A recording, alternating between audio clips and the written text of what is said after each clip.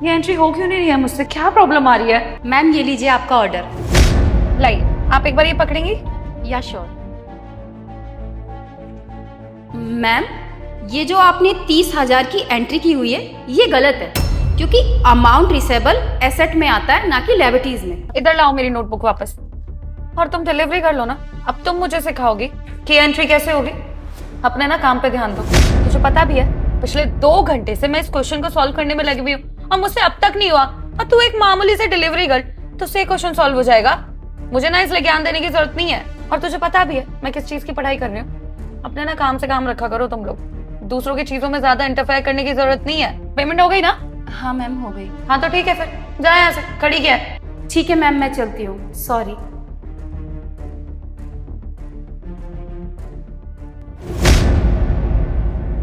क्या हो गया? ये एंट्री हो क्यों नहीं रही है मुझसे?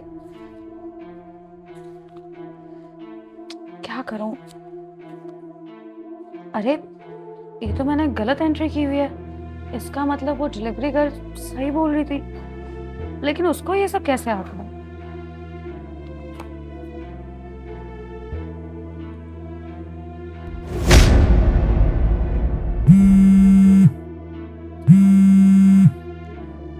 हेलो, हाँ जी कौन?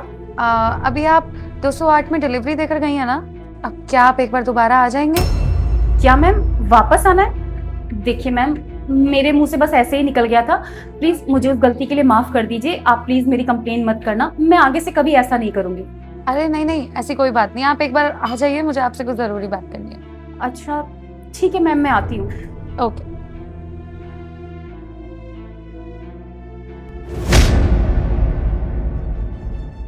हाँ जी मैम आपने बुलाया? हाँ मैंने बुलाया तुम्हें। एक काम कीजिए, अंदर आइए ना, अंदर बैठ के बात करते हैं। क्या अंदर? लेकिन मैम मैं अंदर कैसे? अरे कोई बात नहीं, आप घबराइए मत। आइए अंदर, मुझे आपसे कुछ जरूरी बात करनी है। ठीक है मैम।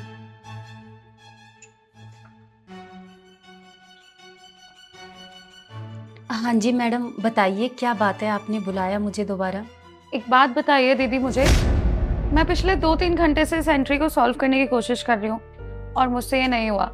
आपने देखते ही झट से इस एंट्री को सॉल्व कर दिया, कैसे? ये तो बहुत हार्ड क्वेश्चन है और आप तो एक मामूली डिलीवरी गर्ल हैं।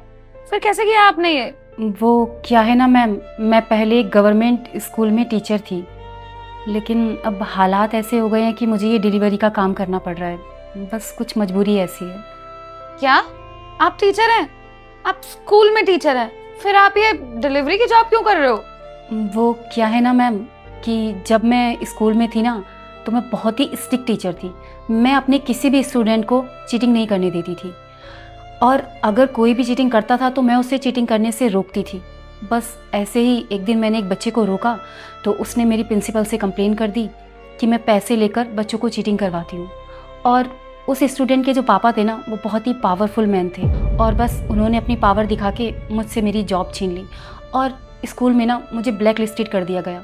और ऐसा नहीं कि मैंने किसी और स्कूल में ट्राई करने की कोशिश नहीं की, लेकिन आपको तो पता है ना कि जब एक बार एक टीचर ब्लैक लिस्टेड हो जाता है तो फिर उसे कहीं जॉब नहीं मिलती है।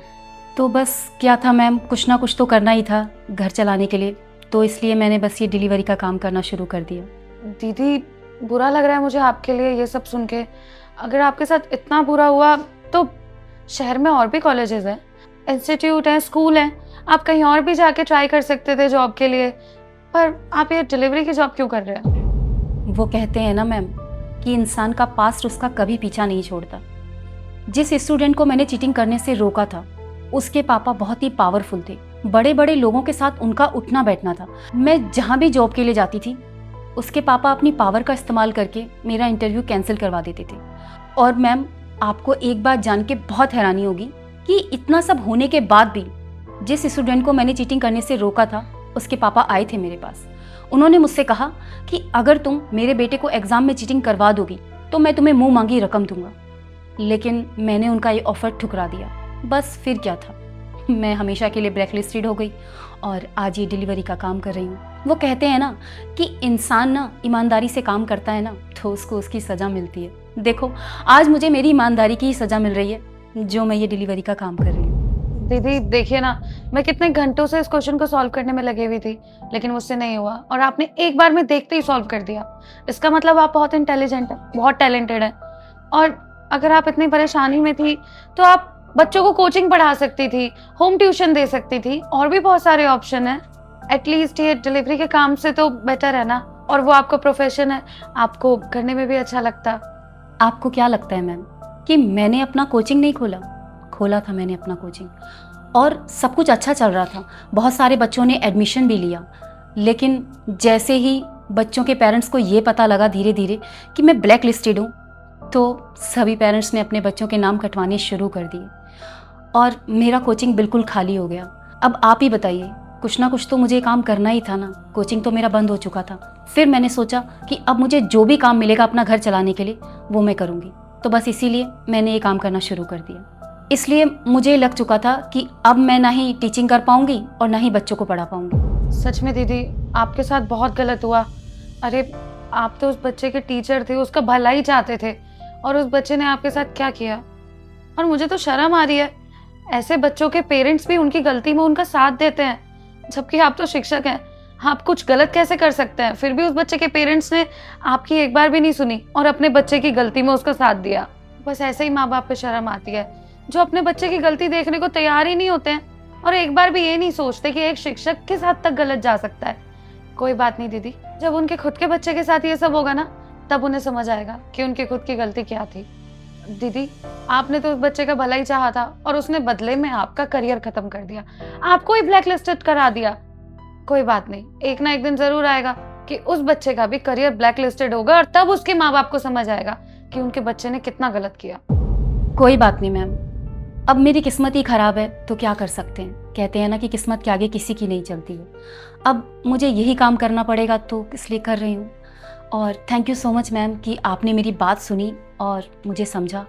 अब मैं चलती हूँ, मुझे और भी जगह ऑर्डर डिलीवर करना है। दीदी एक मिनट रुकिए, मैं आपकी कुछ मदद कर सकती हूँ। मदद? कैसी मदद? अब मेरे पापा ना कॉलेज में प्रोफेसर हैं, तो वो बता रहे थे कि उनके कॉलेज में प्रोफेसर की वैकेंसी खाली है, तो मैं उनसे बात करूंगी कि वो आपकी भी जॉब वहां पर लगवा दें। आप जाइएगा, इंटरव्यू दीजिएगा और आपकी जॉब लग जाएगी। क्या सच में? मैंने तो सारी होप ही छोड़ दी थी कि मैं बच्चों को पढ़ा पाऊंगी। आपकी वजह से मैं फिर से बच्चों को पढ़ा पाऊंगी। Thank you so much ma'am. आपको नहीं पता, आपने मेरी सारी प्रॉब्लम का सॉल्यूशन कर दिया। दीदी मुझे आप पे पूरा भरोसा है, आप बहुत ईमानदार और बहुत टैलेंटेड है, और आप जैसे ईमानदार और टैलेंटेड टीचर की ना हर स्कूल और कॉलेज में जरूरत होती है। अच्छा सुनिए, मैं ना आपको अपने पापा का नंबर नोट करके दे देती हूँ और कॉलेज का एड्रेस भी लिख देती हूँ, आप टाइम पे पहुंच जाइएगा।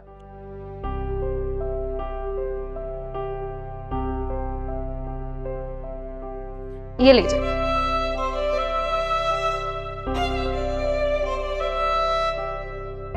ठीक है ma'am, thank you so much. मैं कल सुबह टाइम से पहुंच जाऊंगी। अच्छा दीदी, आप ना बिल्कुल भी अब परेशान मत होना, और हाँ, जब मेरे पापा घर आएंगे ना तो मैं उनसे बात करूंगी, आपकी सारी सिचुएशन उन्हें बताऊंगी। वो बहुत अच्छे हैं, आपकी जॉब लगवाने में जरूर मदद करेंगे। और हाँ दीदी, एक बात और, आपने ईमानदारी दिखा के कुछ भी गलत नहीं किया है। और रही बात उस बिगड़े हुए बच्चे की, उसके पेरेंट्स की, तो उन्हें तो एक ना एक दिन जरूर समझ आएगा। बस आप टेंशन मत लो। Thank you ma'am. अच्छा अब मैं चलती हूँ। ठीक है दीदी।